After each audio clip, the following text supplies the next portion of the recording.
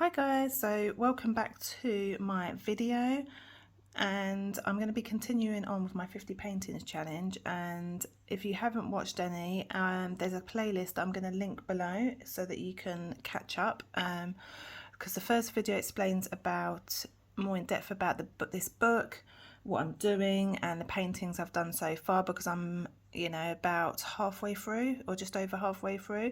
So the last week's video I did 2 of the paintings, and now I am doing another one for this week. So this one is called Massing in Nature, River and Trees. I'm just going to get straight to the point because the other videos give a lot more explanation, tips and stuff like that.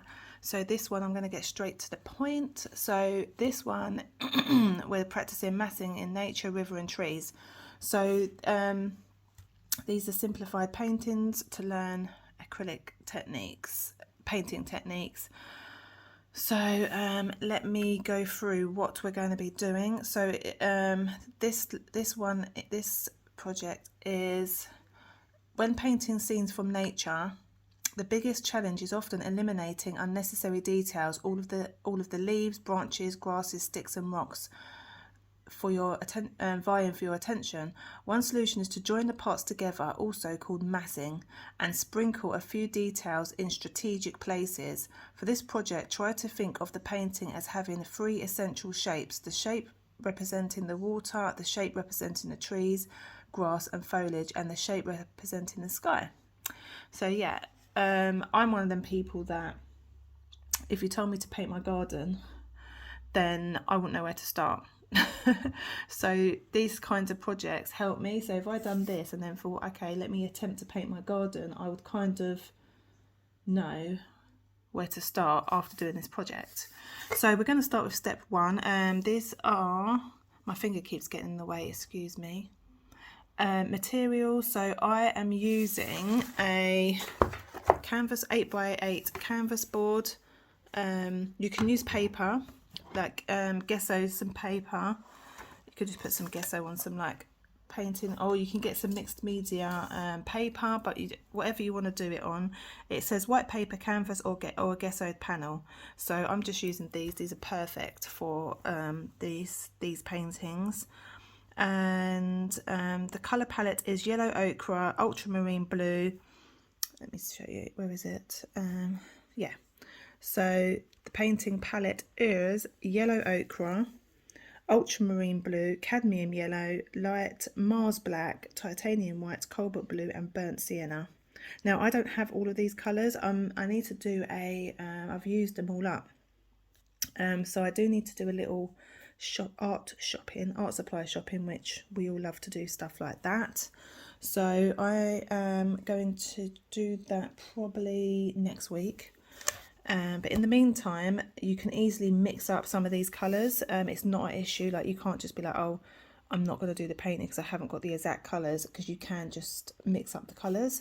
So like yellow ochre, I have cadmium yellow, so I'll just mix that with something else. I'll have to look up what's probably a green or a blue.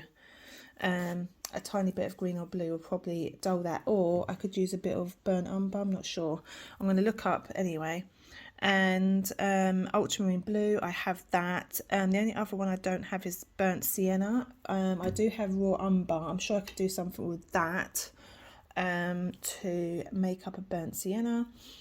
So I could be wrong. I need to check that as well. So those 2 things I do need to check online. So the first step is the light isn't as good today. It's a bit dull outside. Let me just put it up here.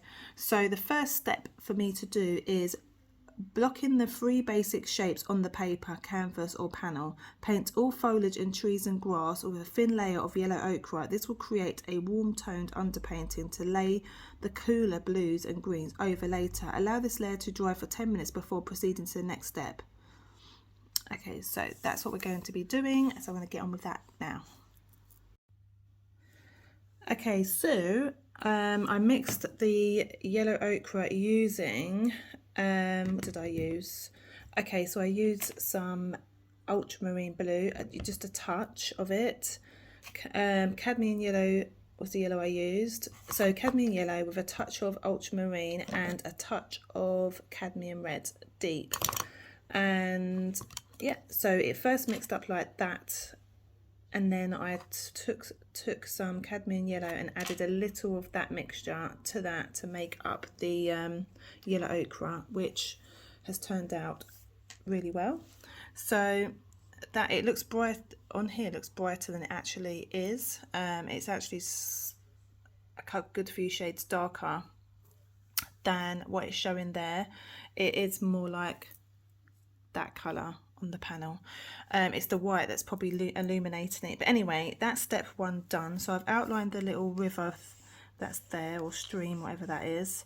And so yeah, we've got the basic shape laid out there to there. And so we're on to step two. Step two says begin with the foreground with a vibrant green made of ultramarine blue and cadmium yellow. To be honest, I might use sap green and maybe mix up, just bring up a little bit with the cadmium yellow to make it a little bit more vibrant. I'll see, but it might be okay as it is actually, because it's quite a vibrant green. I mean, it is good to mix your colours so you can practice colour mixing. Cadmium, ultramarine and cadmium yellow. Add Mars black to this mixture for the shadows underneath the trees and grass. As the shapes progress into the distance, add small amounts of titanium white to the same green and apply it to the far hills. Colours become paler and duller the farther away they are. So this will add to the illusion of the distance. So there's quite a lot to think about in this step. So we're going to get on with that. I think I'm going to use the sap green. And I do have Mars black, so we're just going to use that and the titanium white to do the rest of that. So let me do that and I will get back to you with my progress. Okay, so I have done step 2 and step 3, because step 3 was only painting this. It was painting the sky and it was painting the bottom of the river.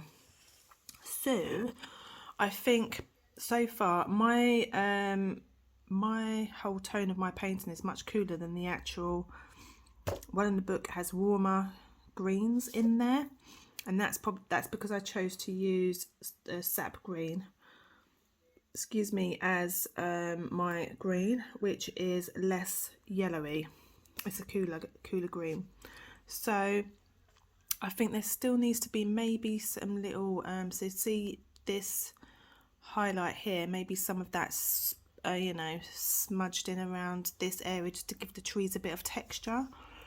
But other than that, red, I think I'll do that last though, because I want to see how the river turns out. So the next stage is step 4, which is to render the illusion of water that is reflecting the colour of the sky while still showing the river bottom. Gently brush combinations of cobalt blue, titanium white and burnt sienna across the surface of the river. Use horizontal strokes to imitate the ripples on the surface of the water. So that's how it is kind of there. So let's see how we get on with that. And also I've used this just to mist my paints over because they're starting to dry out. Which is a Tombow spray mister, so it just leaves a fine spray over the paints. Oh, and I'm using System Free Daily and Rowney acrylic paints. That's my usual go-to acrylic paints because I like the texture. So yep, let me get on with that and I will check back in. Okay guys, so I've left the painting there. I'm quite happy with how it's turned out. I've added some, like I said, added some highlights, fixed up those trees, added some highlights here, added some highlights in the foreground, and yeah, I feel like I'm quite happy with it. I like the texture and the movement in my version as well, and I think that, you know, it's loose. It is what the project called for, but it's kind of like in my own style, you know. And I think as you go along and you're learning, you do develop your own style, because I do like to have a little bit of texture and movement in my paintings. So yeah, that is my finished piece. I'm happy with it and I enjoyed the project, and you know, I wouldn't have been able to create this without following these steps. So, but then this is what my own kind of spin on it created, so happy with that. And let's see which, I think it's poppies next. Well, was, yeah, I think it's some flowers are coming up, so this will be nice to paint poppy field. So yeah, that's the next one. Hopefully I will be able to get that filmed soon.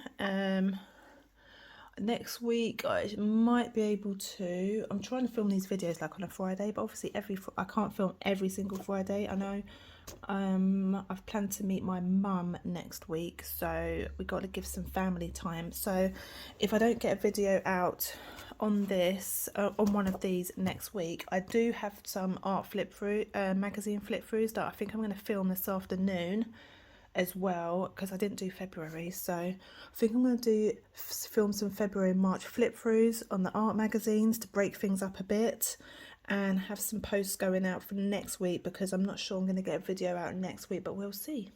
Because, you know, I do want to make, you know, time to paint, and I think it's important. If you want to learn to paint, you have to make time. I mean, I started this at 11 o'clock this morning and it's now 20 past 1, so that took 2 hours, well, 25 past 1, so say 2.5 hours it took me to get this done. And it was quite a, you know, I really did fiddle around with this. Like, I did take my time and I really faffed about with this. It wasn't a straightforward painting, so there was a lot of faffing around. So I usually allow myself like 2 to 3 hours painting time.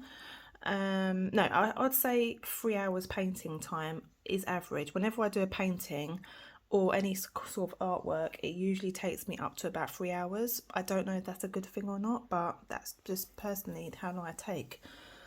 So yeah, that's it. If you've got any questions about this below, sorry, if you've got any questions, comment below. I'm happy to answer any questions you've got regarding the video. Also, check out the playlist for the previous 2 videos I've got in this series up, and I hope to add some more. So I'll see you in my next video. Bye for now.